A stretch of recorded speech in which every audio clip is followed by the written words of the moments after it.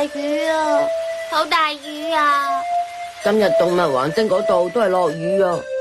動物橫丁嘅天氣同呢度唔同嘅咩？係唔同噶。原來係咁。只不過如果今日落雨就唔可以出去玩咯。有咩所謂喎？我哋不嬲都喺呢間房度玩噶啦。係室內 party。你咁講都啱嘅，不過伊莎啦，伊莎拋。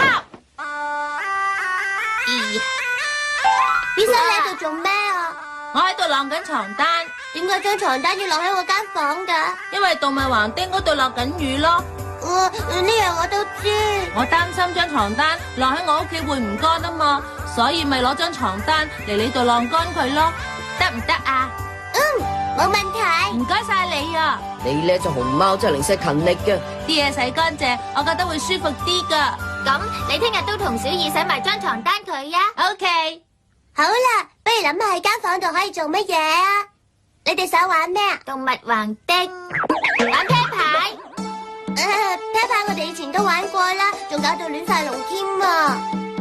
咁就玩古色仔。哎呀，你點樣玩㗎？可能都會搞到亂晒龍㗎喎。咁玩咩好喎？3秒之內要決定到啊！3、2、1，諗到啦，一齊畫畫。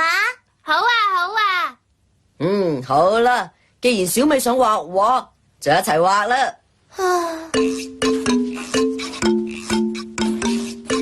伊莎，你唔過嚟一齊畫啊？我唔玩啦，我一定要揸住張床單先得噶。你唔係想揸住張床單等佢乾啊嘛？冇錯係啊。點解啊？因為我洗得咁辛苦，如果跌落地會整污糟噶嘛。有啦，用嗰樣嘢咪得咯。係乜嘢啊？用呢樣嘢夾住張床單，咪唔使揸住佢咯。呢個係咩嚟噶？係晾衫夾啊！係係晾衫夾。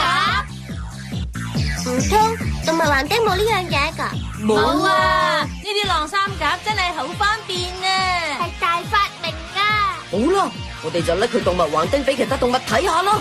佢哋見到一定會覺得好新奇啫。原來動物橫丁冇晾衫夾㗎，可以當面玩㗎。小二又唔可以咁樣用㗎。哎呀，好痛啊！計劃你做咩喎？好痛啊！小二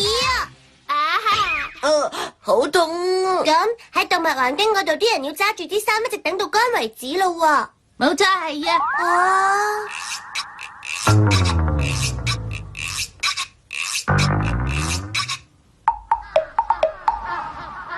床單乾咗啦。不過咁樣唔覺得攰嘅咩？我覺得好開心喎，可以趁呢個時間諗下今晚食乜嘢，諗下我呢一生會點樣度過，真係可以諗到好多嘢㗎。醫生好識利用時間啊！不過如果唔得閒嗰陣，就可以搵 part time 幫手。搵 part time 啊？冇錯，就好似咁樣啦。唔該晒啊，真係嘆咧。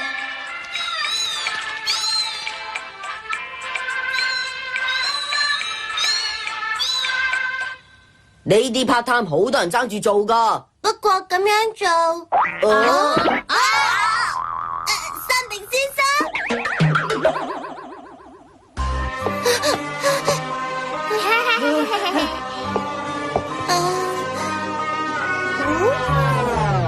咁嘅姿勢唔通呢個？呢個係山並攬枕啊，佢同真人一樣大，而且容易收藏。原來係攬枕啊！耐唔耐要晾下先得㗎。唔該你唔好留喺我屋企啊！係知道。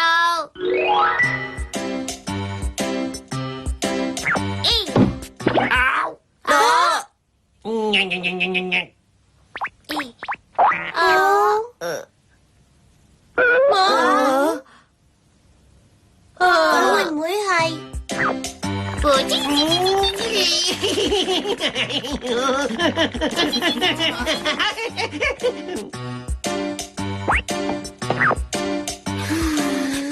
哇，真係舒服晒。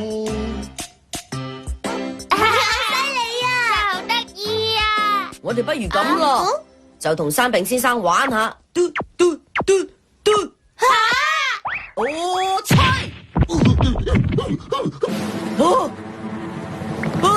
山餅先生，好對唔住啊，我諗你應該冇事噶嗬。我已經冇事啦，再見。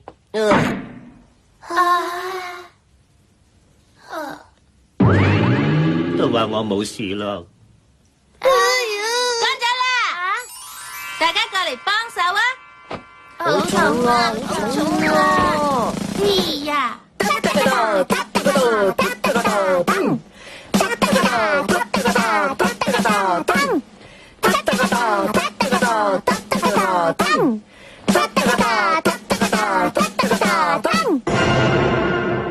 搞掂晒，小二健太，唔該晒你哋啊！寫好晒啲床單，今晚就可以換新床單啦。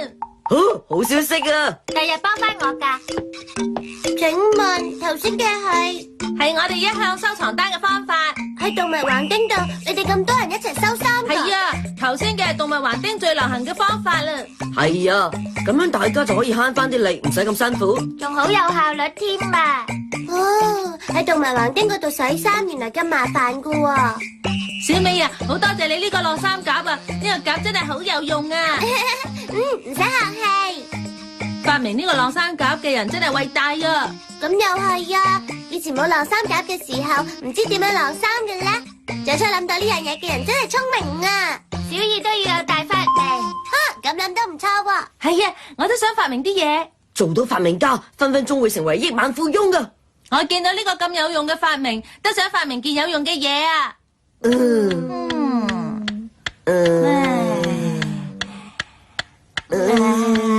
我之前呢喺幼稚園度玩番梘泡啊！哎呀，伊莎都一樣好中意玩番梘泡噶。如果可以坐喺番梘泡裏面就好啦。啲泡會爆噶喎。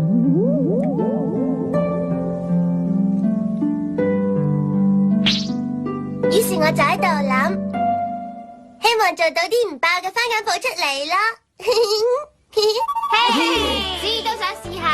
伊莎都想做啲唔會爆嘅番梘泡啊！不過真係做到嗎？好簡單啫，只要我哋有動物橫丁嘅技術，咁就冇問題噶啦。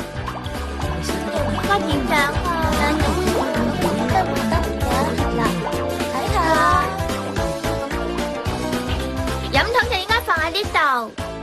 係咪放呢一度好啲啊？亂講！做好咗啦！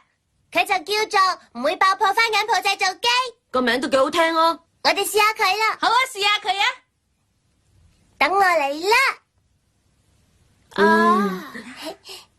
咁即得咗。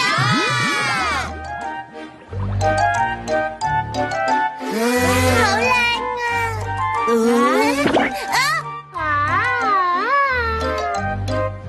小二。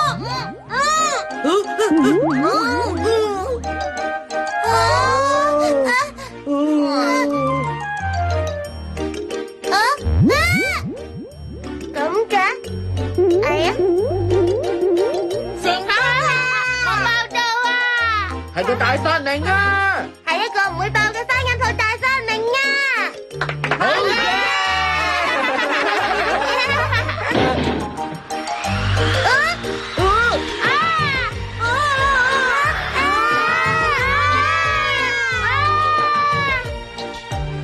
啲雨停咗啦。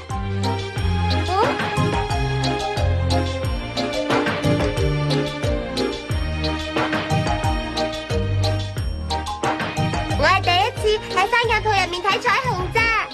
好靚啊！係啊！不過我哋點樣翻出去呀？